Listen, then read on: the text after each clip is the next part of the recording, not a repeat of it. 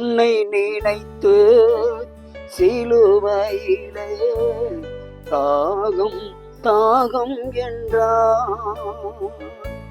உன்னை ரட்சிக்க பாவம் மன்னிக்க தன்னையே பலியாக்கினார்.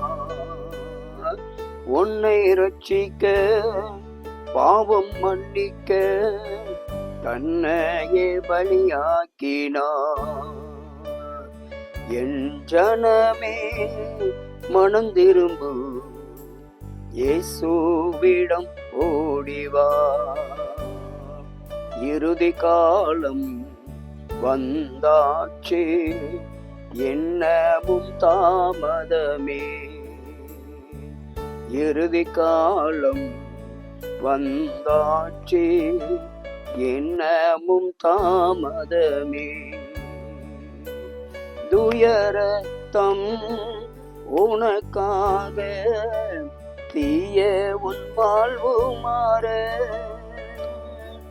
துயரத்தம் உனக்காக தூய உன் வாழ்வு மாற. காயங்கள் உனக்காக உன் நோயெல்லாம் தீர.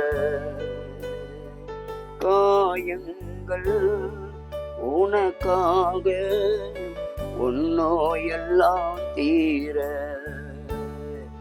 என் ஜனமே மனம் திரும்பு, இயேசுவிடம் ஓடிவா.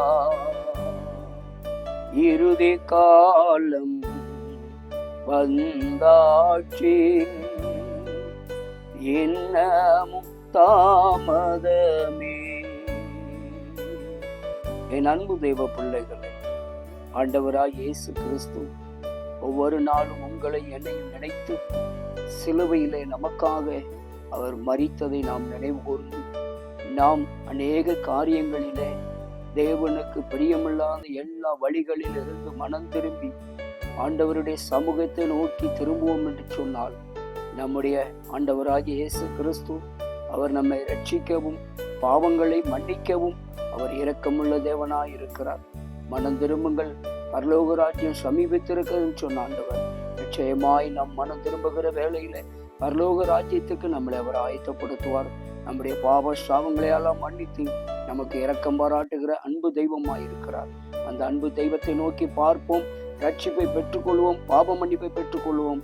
கர்த்தர் நம்மளை ஆசீர்வதிப்பார். God bless you.